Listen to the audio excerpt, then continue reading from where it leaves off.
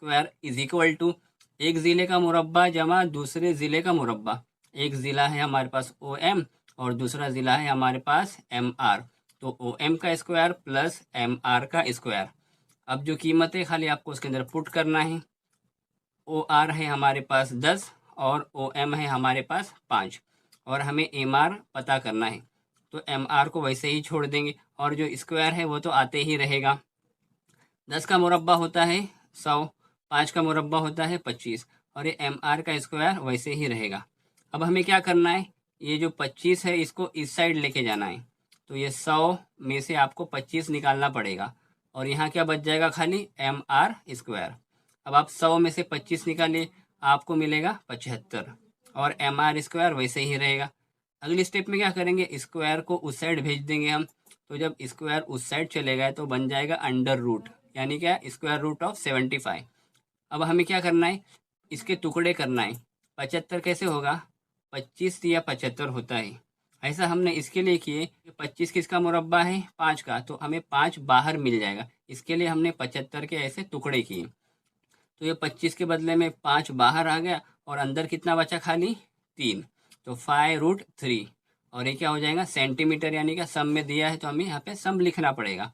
तो M are कितना हो गया, 5√3 सम। अब आप बताइए, अब एम आर 5√3 है तो एन आर भी कितना हो जाएगा, 5√3, क्योंकि ममासी क़तात क्या होते हैं, मुतमासिल होते हैं। तो M R is equal to N R is equal to 5√3 centimetre. Reason क्या आएगा, रीज़न आएगा ममासी क़तात का मसला, जो कि हमने अभी ही पढ़े हैं। तो इसके बाद हम लास्ट में जवाब लिख देंगे।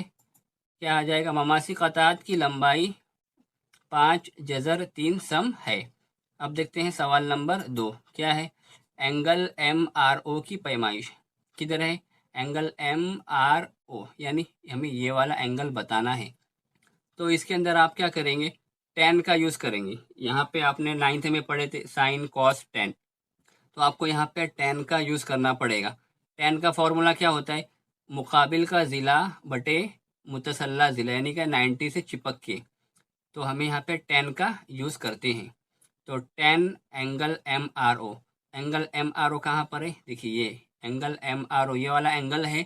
तो टेन का फॉर्मूला क्या होता है, मुकाबिल का ज़िला। तो ये एंगल के सामने क्या आ रहा है, मुकाबिल में ओ एम आ रहा है। तो ऊपर क्या आ गया, ओ एम बटे मुतसल्ला ज़िला, मुतसल्ला यानी कि 90 को चिपक के। तो देखिए ये 90 वाला ये है, इसको चिपक के कौन सा ज़िला है, एम आर। तो यहाँ पे क्या आ जाएगा, एम आर। अब आपको खाली कीमत रखनी है, बाकी कुछ नहीं करना।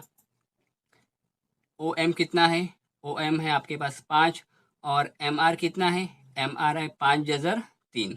अब ये 5 कट और नीचे का 5 कट, तो ऊपर कुछ नहीं आने का, एक तो होता है। तो इसका आंसर क्या आ जाएगा, 1/√3। अब ध्यान लगाइए, टेन यहाँ पर है, तो टेन की वैल्यू में आप चेक करिए 1/√3 कौन से प्लेस पर आता है, यानी कि किसकी वैल्यू है, 30 की, 90 की, 60 की। तो आपको मिलेगा टेन 30 की वैल्यू कितनी होती है, 1/√3 होती है। तो यहाँ पे क्या आ जाएगा, 1/√3 के बदले में क्या आ जाएगा, टेन 30, क्योंकि टेन 30 की जो कीमत होती है वो 1/√3 होती है। अब उसके बाद ये 10 और इधर का ये 10 कट जाएगा, तो क्या बचा, खाली angle M R O, angle M R O बचा। और यहाँ पे कितना है, खाली 30। तो एंगल एम आर ओ कितना आ गया, 30 डिग्री। तो आपको ये फर्स्ट क्वेश्चन हो गया और सेकंड भी हो गया। उसके बाद क्या पूछा है, third, angle M R N किधर है, angle M R N, M R N यानी ये बड़ा वाला एंगल। इसके अंदर देखिए ऑटोमेटिक 2 एंगल इंक्लूड है। तो हम क्या करेंगे, सबसे पहले जो छोटा एंगल है ना अंदर वाला, ऊपर का तो हमने अभी निकाले, एम आर ओ हमने ऊपर का निकाले है, हमारे पास नीचे का एंगल है नहीं। तो ये भी उसी तरह से क्या हो जाएगा, 30 हो जाएगा। जब ऊपर का एंगल 30 आया है तो नीचे का एंगल भी कितना आ जाएगा, 30 आ जाएगा। तो उसी तरह से एंगल एन आर ओ कितना हो जाएगा, 30 डिग्री। तो ये नीचे का एंगल 30 डिग्री और ऊपर का एंगल 30 डिग्री, तो दोनों मिला के कितना हो गया, 60। तो चलो इसको लिखते हैं सवाल नंबर 3 को। Angle M R N is equal to, M R N is equal to, देखिए इसके अंदर 2 एंगल है, एक ऊपर वाला एंगल और ये उसके नीचे वाला angle. Angle M R O आपने निकाले 30 डिग्री है और एन आर ओ कितना है, ये भी 30 डिग्री है। आपको दोनों को ऐड करना है, कितना हो गया, 60 डिग्री। ये सारे सवालात हो गए। अब बढ़ते हैं सवाल नंबर 3 की तरफ। सवाल नंबर 3 क्या है? ओ मरकज़ वाले दायरे के ममासी क़तात आर एम और आर एन है, तो साबित कीजिए कि एंगल एम आर एन और एम ओ एन उन दोनों जावियों का नासिफ क़ता क्यू आर है। देखिए यहाँ पे ये वाला एंगल कौन सा है? एम आर एन, यानी ये वाला एंगल, और यहाँ पे एंगल एम ओ एन यानी क्या? ये वाला एंगल। ये दोनों एंगल का नासिफ यानी क्या? सेंटर से जो लाइन जाती है, दोनों को कट करके निस्फ करती है यानी आधा करती है, उसको बोलेंगे नासिफ। तो ये जो सेंटर से लाइन जा रही है वो क्या है? ओ आर है। तो हमें प्रूफ करना है कि ये क्या है? ये लाइन दोनों के बीच में है। तो आपको सबसे पहले क्या बताना पड़ेगा? जो दोनों एंगल है वो क्या है? सेम है। यानी ऊपर वाला एंगल और नीचे वाला एंगल अगर आपने सेम बता दिए तो इसका मतलब क्या हो गया? ये लाइन क्या है? दोनों एंगल के बीच में है। तो सबसे पहले हम क्या करेंगे? जो ये ऊपर वाला एंगल है और जो ये नीचे वाला एंगल है, दोनों को हम सेम बता देंगे। तो उसके लिए आपको ऊपर एक मुसल्लस है और एक नीचे मुसल्लस है, तो दोनों मुसल्लस को आपको सिमिलर बताना पड़ेगा। यानी आजमाइश आपको पता है, वो आजमाइश के तहत हम क्या करेंगे? ये दोनों मुसल्लस को हम सिमिलर बता देंगे। तो चलो, दोनों मुसल्लस की बात हो रही है तो दोनों का नाम लिख लेते हैं। मुसल्लस ओ एम आर और मुसल्लस ओ एन आर में ऊपर वाला मुसल्लस और नीचे वाला मुसल्लस की बात हो रही है। अब इसके अंदर क्या क्या देखिए कॉमन है। देखिए ओ एम और ओ एन क्या है? सेम है, क्योंकि ये निस्कुतर और ये निस्कुतर है, तो दोनों निस्कुतर क्या हो जाएंगे? सेम हो जाएंगे। तो O M is equal to क्या हो जाएगा? O N. तो ओ एम मुतमासिल है ओ एन के। रीज़न क्या आएगा? एक ही दायरे के निस्कुतर है, तो दोनों का डिस्टेंस क्या हो जाएगा? सेम हो जाएगा। उसके बाद क्या देखेंगे हम?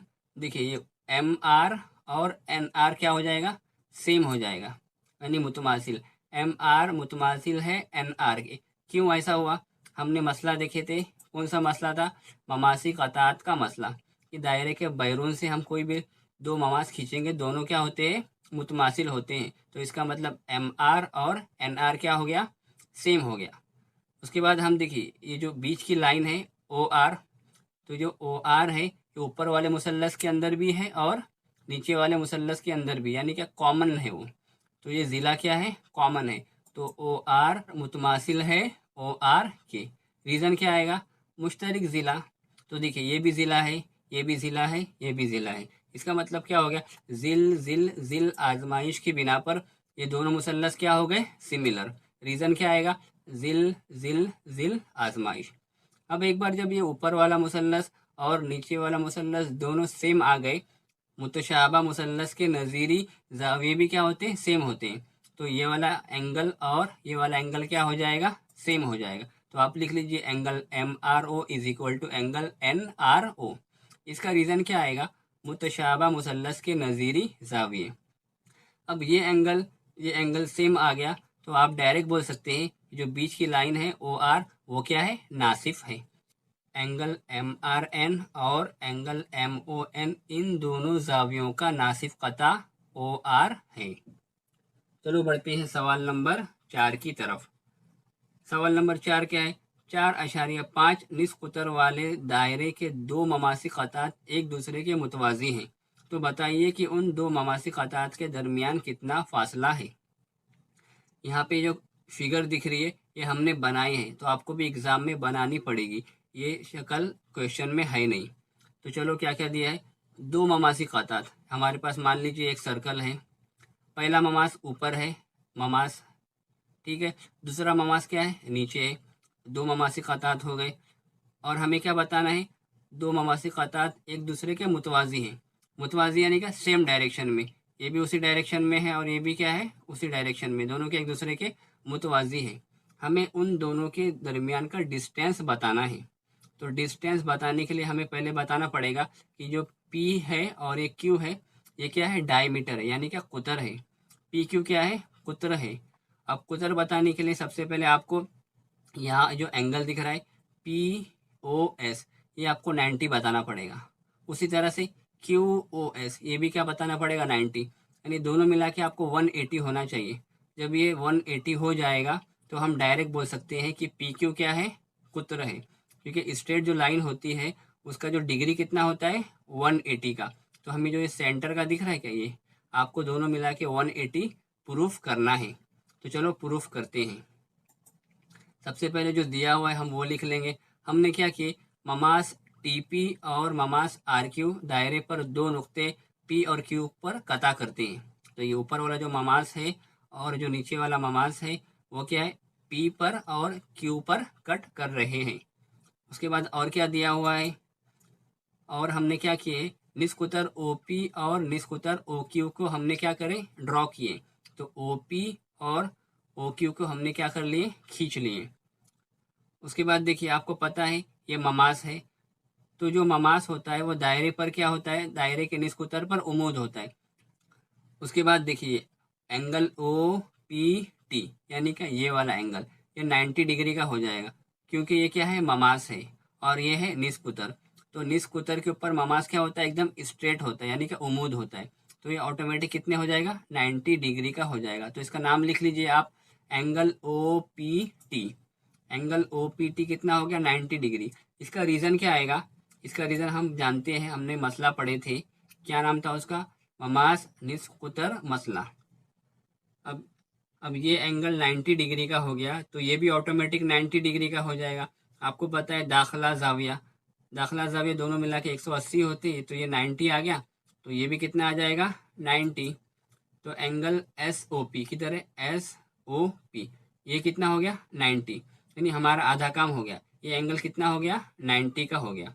इसका रीज़न क्या आएगा, दाखिली जावियों की खुसूसियत। इसके बाद में क्या हो जाएगा, खत ए खत सी के बराबर है, यानी ऊपर वाला खत ये नीचे वाले खत के बराबर है। और सवाल में और क्या दिया है, खत ए खत बी के बराबर है, यानी ऊपर की लाइन बीच की लाइन के बराबर है और ऊपर की लाइन आखिरी लाइन के भी बराबर है। इसका मतलब क्या हो जाएगा, ये जो बीच की लाइन है वो आखिरी लाइन के बराबर हो जाएगी ऑटोमेटिक। तो खत बी खत सी के क्या हो गया, मुतवाजी है। अब हमें क्या करना है, ये जो एंगल है 90 डिग्री बताना है। जब ये 90 का हो जाएगा तो ये ऊपर वाला भी ऑटोमेटिक क्या हो जाएगा, 90 डिग्री का हो जाएगा। तो चलो सबसे पहले हम इस एंगल को 90 डिग्री का बताते हैं। तो angle O Q R 90 degree, reason क्या आएगा, देखिए ये ममास है, ममास आर क्यू, और यहाँ पे क्या ओ क्यू क्या है, निष्कुतर है। तो ममास निष्कुतर पर क्या हो जाएगा, उमूद, तो ये क्या हो जाएगा 90 डिग्री ऑटोमेटिक। इसका रीज़न भी वही है जो हमने ऊपर लिखे हैं, ममास निष्कुतर का मसला। जब ये 90 डिग्री का हो गया तो ऑटोमेटिक ये भी कितने का हो जाएगा, ये ऊपर वाला angle angle S O Q भी कितने का हो जाएगा, 90 डिग्री का हो जाएगा। इसका रीज़न भी सेम वही आएगा, दाखिली जाविये की खुसूसियत। अब देखिए ये भी 90 का हो गया और ये भी 90 का, तो हमारा काम हो गया, दोनों आपको मिल गया, यानी ये वाला एंगल और ये वाला एंगल, यानी दोनों मिला के आपको 180 करना था, तो 180 आ गया। एंगल एस ओ पी ये वाला एंगल, उसके बाद एंगल एस ओ क्यू यानी उसके बाजू वाला एंगल, दोनों मिलाकर आपको 180 लाना था और वो हो गया 180।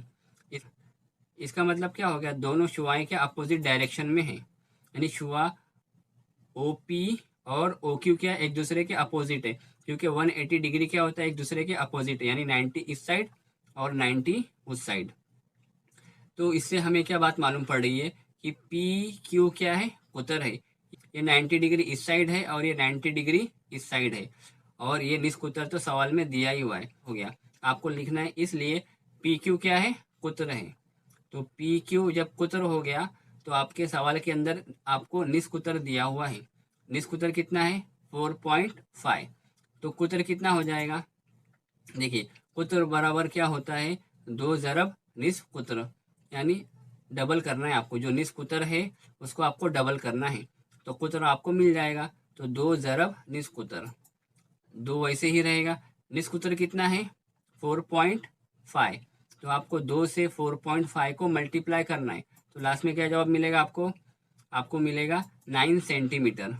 कितना जवाब मिलेगा, 9 सेंटीमीटर। तो आंसर क्या आ जाएगा, ममासी खतात का दरमियानी फासला कितना है, 9 सेंटीमीटर, यानी क्या 9 सम है। ये हो गया आपका जवाब।